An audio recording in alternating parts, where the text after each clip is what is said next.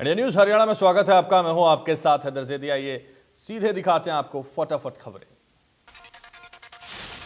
हरियाणा विधानसभा के बजट सत्र का आज दूसरा दिन है, जहां प्रश्नकाल के साथ सदन की कार्रवाई हुई शुरू। शून्यकाल में विपक्ष ने चर्चा के लिए पर्याप्त समय नहीं देने का आरोप लगाया। इस पर विपक्ष और सत्ता पक्ष के बीच तीखी बहस हुई।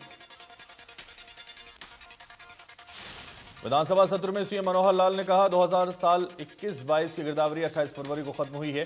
उसके बाद जो फसल खराब हुई है उसकी गिरदावरी आज 1 मार्च से शुरू होगी। अभय चौटाला ने कहा कि भूमि अधिग्रहण के बिल पर चर्चा नहीं कराई गई। अब नया कानून बनाया गया है। डीसी 48 घंटे का नोटिस देकर किसी की जमीन पर अधिग्रहण कर सकता है। अभय चौटाला ने कहा एनसीआर में ट्रैक्टर की चलन सीमा 10 साल निर्धारित कर सरकार किसान को परेशान करने का काम कर रही है। इसको लेकर कॉलिंग अटेंशन मोशन दिया था। सदन की कार्रवाई में विधायक राम निवास ने पूछा, क्या बेलरखा, मोहलखेड़ा, नरवाना, इस्माइलपुर में बारिश की वजह से करीब 3500 करोड़ एकड़ भूमि को नुकसान हुआ है? कृषि मंत्री जवाब देते हुए कहा कि इन जगहों पर राज्य सूखा और बाढ़ नियंत्रण बोर्ड ने 24 जनवरी की बैठक में कहा था कि बीएमएल बरवाला लिंक चैनल के निर्माण में 735 लाख और 20 लाख की 2 योजनाओं की स्वीकृति पंचांग से मोहम्मदपुर तड़ाव तक दी गई है। डिप्टी सीएम दुष्यंत सिंह चौटाला ने कहा सोना में पंचगांव से मोहम्मदपुर तावड़ सड़क की मरम्मत और नवीनीकरण का काम होगा। नेता प्रतिपक्ष भूपेंद्र हुड्डा ने मांगा कि अवैध माइनिंग मामले में काम रोको प्रस्ताव को स्वीकृति किया जाए, जिस पर स्पीकर ने कहा उसे कॉलिंग अटेंशन मोशन के तौर पर लिया गया है।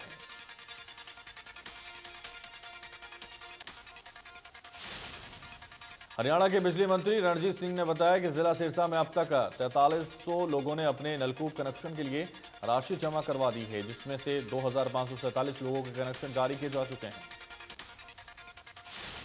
बिजली मंत्री रणदीप सिंह ने बताया कि 1753 कनेक्शन शेष बचे हुए हैं, जिन्होंने 30 जून 2022 तक जारी किए जाने की संभावना जताई है। सदन की कार्यवाही में महिपाल धाड़ा ने कहा कि हमारी सरकार निरंतर अच्छे प्रयास कर रही है। हमारी सरकार ने महिलाओं के सशक्तिकरण पर काम किया है। महिपाल धाड़ा ने कहा कि हमारी सरकारी नौकरियों में पारदर्शिता है। हमारे खिलाड़ियों और हमारी सरकार ने हरियाणा की छवि बेहतर की है। सदन की कार्रवाई में ज्ञानचंद गुप्ता ने कहा कि कुल 70 कॉलिंग अटेंशन आए हैं और 29 कॉलिंग अटेंशन स्थगित किए गए हैं। ज्ञानचंद गुप्ता ने कहा कि 19 कॉलिंग अटेंशन विचाराधीन है, जबकि 4 कॉलिंग अटेंशन स्वीकार किए गए। ज्ञानचंद गुप्ता ने कहा कि 6 कॉलिंग अटेंशन सरकार के पास हैं और 5 स्थगन प्रस्ताव में से 1 अस्वीकृत किया गया है। वहीं ज्ञानचंद गुप्ता ने कहा कि 3 कॉलिंग अटेंशन विचाराधीन है और 1 को एडजस्ट किया गया है। दोनों प्राइवेट मेंबर बिल स्वीकार किए गए हैं। वहीं हरियाणा विधानसभा बजट सत्र में 8 मार्च को सीएम मनोहर लाल बजट पेश करेंगे और 9 मार्च से 11 मार्च तक बजट सत्र में अवकाश रहेगा। हरियाणा विधानसभा बजट सत्र में 14 से 16 मार्च तक प्रदेश के बजट पर चर्चा होगी और 17 मार्च को बजट सत्र में फिर अवकाश रहेगा। उत्तर प्रदेश के विधानसभा चुनाव के 6ठे चरण के तहत गोरखपुर की सभी 9 विधानसभा सीटों पर वोटिंग जारी है। मुख्यमंत्री योगी ने सबसे पहले गोरखनाथ मंदिर रोड स्थित स्कूल में जाकर वोट डाला। वे गोरखपुर में वोट डालने वाले सबसे पहले मतदाता रहे। मुख्यमंत्री योगी आदित्यनाथ पहली बार विधायकी का चुनाव लड़ रहे हैं। मतदान से पहले सीएम योगी आदित्यनाथ ने गोरखनाथ मंदिर में पूजा की। यूपी विधानसभा चुनाव में मतदान के लिए बनाए गए सभी केंद्रों पर अर्धसैनिक बल की तैनाती की गई है। अति संवेदनशील हैं और संवेदनशील गांवों में पुलिस ने सतर्कता बढ़ा दी है। बिहार नेपाल से सटे सीमा के जिलों में सुरक्षा के कड़े इंतजाम किए गए हैं। दूसरे प्रदेश से जुड़ने वाली नदियों में नाव की मदद से पुलिस निगरानी की जा रही है। गोरखपुर जिले को 293 सेक्टर में बांटकर ड्यूटी लगाई गई है। 27 जगहों पर बैरियर लगाए गए हैं। गोरखपुर बस्ती मंडल में 585 कंपनी अर्धसैनिक बल की तैनात की गई हैं। उत्तर प्रदेश में लोकतंत्र का उत्सव आज अपने छठे चरण में प्रवेश कर चुका है। सभी मतदाताओं से पीएम मोदी का विनम्र आग्रह है वो अपने वोट के साथ इस उत्सव में जरूर शामिल हों। आपका एक एक मत लोकतंत्र की ताकत है। सीएम योगी ने ट्वीट कर जनता से मतदान करने की अपील की है। उन्होंने लिखा है, पहले मतदान फिर जलपान का संकल्प लेकर लोकतंत्र के सजग नागरिक का दायित्व निर्वहन करने में अपनी भूमिका निभाएं। पीएम मोदी आज यूपी के जौनपुर का दौरा करेंगे और जिले के प्रत्याशियों को जिताने का अनुरोध करेंगे। पीएम की सुरक्षा के लिए चप्पे चप्पे पर पुलिस और खुफिया एजेंसी तैनात रहेगी। उत्तर प्रदेश के चंदौली में भी पीएम मोदी विशाल जनसभा को संबोधित करेंगे और बीजेपी प्रत्याशियों के हक में वोट की अपील करेंगे। सीएम योगी आदित्यनाथ आज जौनपुर, गाजीपुर, वाराणसी में जनसभा को संबोधित करेंगे और प्रत्याशियों के हक में वोट की अपील भी करेंगे। सपा अध्यक्ष अखिलेश यादव आज यूपी के सोनभद्र और वाराणसी में जनसभा को संबोधित करेंगे और जनता को लुभाने की कोशिश भी करेंगे। कांग्रेस महासचिव प्रियंका गांधी आज सोनभद्र के रामलीला मैदान में जनता को संबोधित करेंगी और चंदौली में जनसभा भी करेंगी। प्रियंका गांधी वाराणसी कैंट के पीएमआई कॉलेज में रैली करेंगी और शाम को डोर टू डोर जनसंपर्क करेंगी।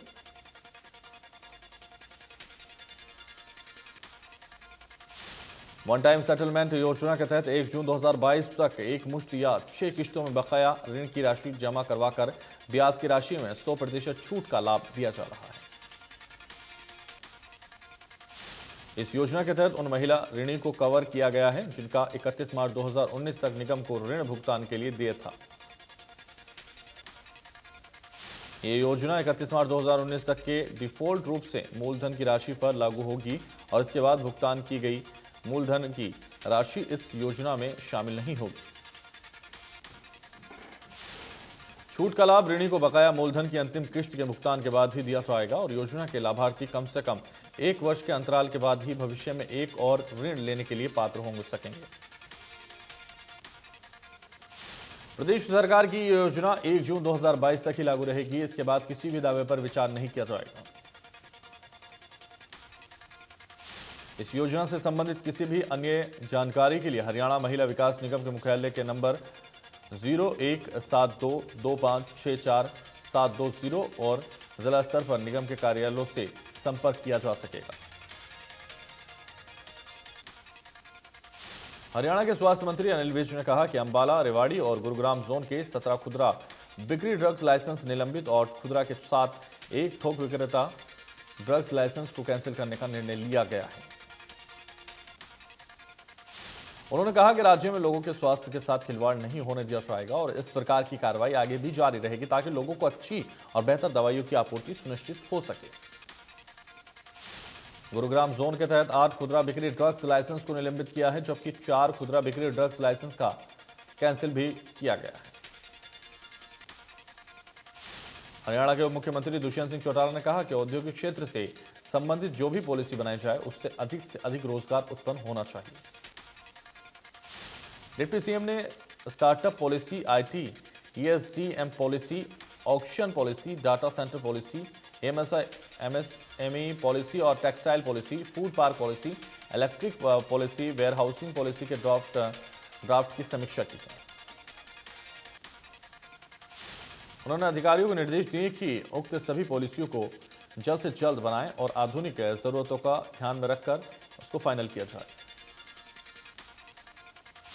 उन्होंने केंद्र सरकार द्वारा बनाई गई पॉलिसी का भी अध्ययन करने के निर्देश देते हुए कहा कि वो चाहते हैं कि हरियाणा सरकार द्वारा तैयार की गई पॉलिसी सबसे बेहतर होता है ताकि राज्य में अधिक निवेश भी हो आए। उन्होंने आईटी कंपनियों और डाटा सेंटर आदि के लिए बिल्डिंग के लिए आवश्यक मानकों में यथोचित परिवर्तन में निर्देश दिए हैं। संयुक्त राष्ट्र के मुताबिक रूस के हमले में यूक्रेन में अब तक 752 लोग शहीद हो चुके हैं और 1 मार्च तक ये आंकड़ा सामने आया। यूक्रेन के अलग अलग शहरों में रूस की बमबारी जारी है। खार्किव के साथ साथ सेवेरोडोनेट्स्क शहर में भी बमबारी जारी है और एक किंडरगार्टन स्कूल के बेसमेंट में भी 10 लोग फंस गए हैं। यूक्रेन के राष्ट्रपति वोलोडिमीर जेलेंस्की ने यूक्रेन की जनता के नाम संदेश दिया है। कहा है कि सभी घुसपैठियों को समझना चाहिए, उनको यहां कुछ नहीं मिलेगा। रूसी सेना ने दावा किया है कि यूक्रेन के केसोर शहर पर उनका कब्जा हो गया है। वहीं दूसरी तरफ यूक्रेन का दावा है कि 2 मार्च को उन्होंने रूस के 3 प्लेन और 2 हेलीकॉप्टर मार गिराए। यूक्रेन और रूस के बीच छिड़ी जंग में हरियाणा के सैकड़ों छात्र फंसे हुए हैं। इस दौरान हरियाणा सरकार ने राज्य स्तर का कंट्रोल रूम फरीदाबाद में बनाया गया है।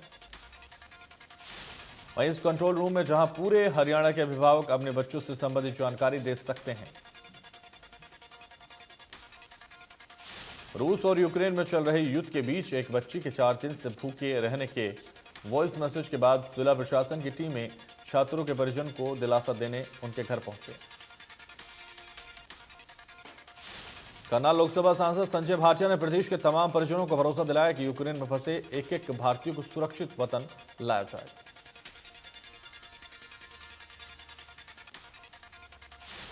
यूक्रेन में फंसे भारतीयों और हरियाणा वासियों को लेकर चिंता व्यक्त करते हुए कैबिनेट मंत्री कंवरपाल गुर्जर ने कहा कि हालात पर नजर रखी जा रही है।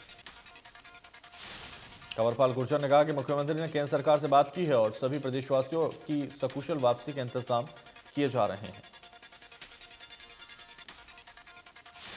प्रदेश के लगभग 4000 आंगनबाड़ियों को प्ले स्कूल में बदला जाना है। केंद्र सरकार की नई शिक्षा नीति के तहत इन प्ले स्कूलों में 3 साल तक के बच्चों को रखा जाएगा। कांग्रेस प्रदेश अध्यक्ष कुमारी शैलजा के बयान पर पलटवार करते हुए शिक्षा मंत्री कंवरपाल गुर्जर ने कहा कि हरियाणा सरकार कौशल विकास के तहत भर्ती कर रही है। कांग्रेस ने अपने कार्यकाल में बिना किसी नियमों को लागू किए भर्ती की थी, जिसके चलते टीचर्स के भविष्य को अधेड़ में छोड़ दिया गया था। बीजेपी सरकार ने इन टीचर्स का भविष्य सुरक्षित किया है। मुख्यमंत्री अंत्योदय परिवार उत्थान मेले में बल्लभगढ़ के खंड के लाभार्थियों को सम्मानित किया गया और इस कार्यक्रम का आयोजन बल्लभगढ़ के विकास एवं पंचायत अधिकारी की तरफ से किया गया।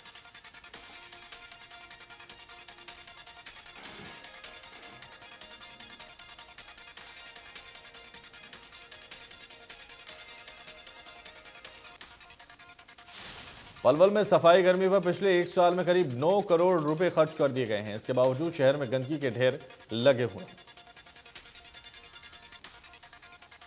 नगर परिषद ने निजी कंपनी को 1 साल की सफाई का 8 करोड़ 54 लाख रुपए का टेंडर दिया ताकि डोर टू डोर कनेक्शन कर शहर को साफ सुथरा बनाया जा सके। पिछले 1 साल से हर घर से कूड़े का कलेक्शन तक नहीं हो पा रहा है। लोगों का कहना है कि सिर्फ सरकारी राजस्व को नुकसान हो रहा है, जमीन पर इसका कोई असर नहीं दिखाई दे रहा। शहर से कूड़ा उठाने के लिए कंपनी के पास 44 गाड़ियां, 6 ट्रैक्टर और 141 कर्मचारी भी सफाई नहीं हो पा रही है। पलवल जीएमसी का कहना है कि सफाई को लेकर लोगों को भी जागरूक किया जा रहा है। फतेहाबाद में अपनी मांगों को लेकर किसानों ने लघु सचिवालय के गेट का घेराव किया। डीसी ने ना मिलने से खफा किसानों ने लघु सचिवालय के गेट पर ज्ञापन की प्रति चिपकाई। किसानों का कहना है कि डीसी को सूचना देने के बाद भी वो किसानों से नहीं मिले। साथ ही किसानों ने कहा कि 14 मार्च को दोबारा से करेंगे लघु सचिवालय पर प्रदर्शन। रतिया में नगरपालिका के 3.5 एकड़ जमीन पर बनने वाले ऑक्सीजन पार्क की जगह अवैध रूप से सरसों की बिजाई की। शहीद भगत सिंह नौजवान सभा के मामले का पर्दाफाश करने के बाद नगरपालिका अधिकारी हरकत में आए और आनंद फानन में नगरपालिका के दर्जनों कर्मचारी मौके पर पहुंचे तो कच्ची सरसों ट्रैक्टर ट्राली में भरकर कम्युनिटी सेंटर में पहुंचाई। वहीं शहीद भगत सिंह नौजवान सभा के सदस्यों ने नगरपालिका अधिकारियों पर मिलीभगत के आरोप भी लगाए। वहीं मामले को लेकर नगरपालिका सचिव ने कहा कि उन्हें मालूम नहीं था कि किस अज्ञात व्यक्ति ने नगरपालिका की जमीन पर बिजाई की। सोनीपत में नगर निगम कार्यालय में अग्निशमन, नगरपालिका और सर्व कर्मचारी संघ ने रोष प्रदर्शन किया। प्रदर्शनकारियों की मांग है कि कर्मचारियों और ठेकेदारी प्रथा को खत्म किया जाए, समान काम समान वेतन दिया जाए। पिछले काफी समय से मानदेय बढ़ाने की मांग को लेकर सरकार के प्रति आक्रोश जता रहे ग्रामीणों चौकीदारों ने जिला मुख्यालय पर धरना दिया और अपनी मांगों का ज्ञापन सौंप दिया। ग्रामीण चौकीदारों के इस धरने का समर्थन सर्व कर्मचारी संघ ने भी किया। ग्रामीण चौकीदारों की मांग थी कि उनका वेतन बढ़ाया जाए और समान काम समान वेतन लागू किया जाए। पलवल में पंप पर सीएनजी के पैसे मांगने पर ऑटो सवार बदमाशों द्वारा कर्मचारियों के साथ मारपीट और नकदी के साथ फोन लौटने के मामले में पुलिस ने 2 आरोपियों को गिरफ्तार कर लिया। पुलिस का कहना है कि अन्य आरोपी अभी पुलिस की गिरफ्त से बाहर हैं, जिन्हें भी जल्द ही गिरफ्तार कर लिया जाएगा। पानीपत की बाबरपुर गांव के मोड़ पर एक दर्दनाक हादसा हो गया। बाइक पर जा रहे 2 युवकों को हरियाणा रोडवेज की बस ने पीछे से टक्कर मार दी। वहीं हादसे में एक युवक की मौत हो गई और दूसरा युवक बाल बाल बच गया। बस बालक मौके से फरार हो गया। पुलिस ने शव को कब्जे में लेकर पोस्टमार्टम के लिए भेजा। चालक जबकि फरार हो गया।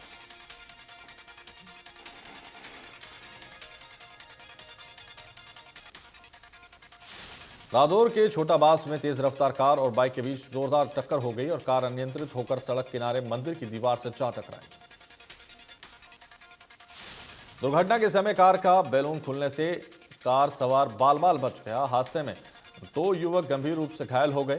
घायलों को इलाज के लिए सरकारी अस्पताल में भर्ती करवाया गया। घायल युवक बाइक से गांव गुंजल जाटान जा रहे थे, तभी उनकी बाइक सामने से आकर टकरा गई।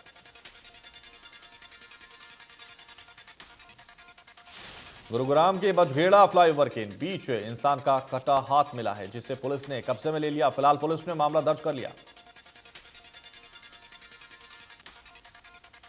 भिवानी के गांव बीरन में अज्ञात हमलावरों ने गांव के युवक पर लाठी डंडों से हमला कर उसे मौत के घाट उतार दिया। हमलावर ने बाद में उसे तोशाम रोड पर डाल दिया। मामले की जानकारी पुलिस को दी गई तो कार्रवाई पुलिस ने शुरू कर दी। हरोंडा में निजी स्कूल में दूसरी कक्षा की छात्रा के साथ मारपीट और जाति सूचक शब्द लूजर कहकर अपमानित किया गया। बच्ची की मां ने पुलिस को मामले की शिकायत की।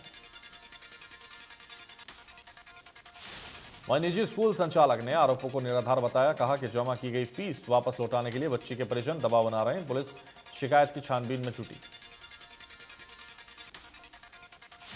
करनाल के सेक्टर 32 में बनी झुग्गी झोपड़ियों में अचानक आग लग गई और इस दौरान झुग्गियों में रहने वाले परिवारों में हड़कंप मच गया।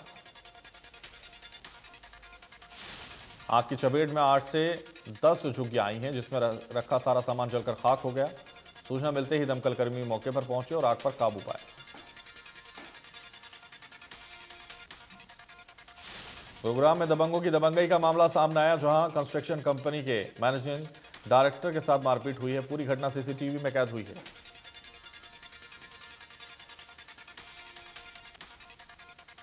चरखेदादरी में कोहरा के चलते गांव रनीला के समीप तेज रफ्तार निजी स्कूल की बस टकरा गई और गनीमत रही कि सवार बच्चे बाल बाल बच गए। हालांकि कार और बस क्षतिग्रस्त हो गई। वहीं सूचना मिलते ही पुलिस घटनास्थल पर पहुंची और मामला दर्ज कर जांच शुरू कर दी। तोशाम भिवानी मार्ग पर बीरन गांव में 24 साल शख्स का शव मिला। सूचना मिलते ही पुलिस मौके पर पहुंची और शव को कब्जे में लिया। फिलहाल पुलिस ने मामला दर्ज कर जांच शुरू कर दी। रादौर में एसके मंडी चौक के पास एक किराने की दुकान में लाखों के सामान और हजारों की नकदी पर हाथ साफ किया। चोरी की पूरी वारदात सीसीटीवी में कैद हो गई। यमुनानगर की एंटी नारकोटिक्स से ने बरेली के पधेरा गांव के निवासी आमिर खान को 310 ग्राम स्प्रे के साथ गिरफ्तार किया, जिसकी कीमत 15 लाख रुपए है। देश में थमी कोरोना की रफ्तार। 24 घंटे में 6,561 नए मामलों की पुष्टि। 142 मरीजों ने गंवाई जान। दिल्ली में बीते 24 घंटे में कोरोना वायरस संक्रमण के 325 मामले आए सामने। 4 लोगों की कोरोना से मौत हुई। हरियाणा में कोरोना की रफ्तार पर ब्रेक। एक दिन में 232 नए मामलों की पुष्टि। 4 मरीजों को तोड़ा दम।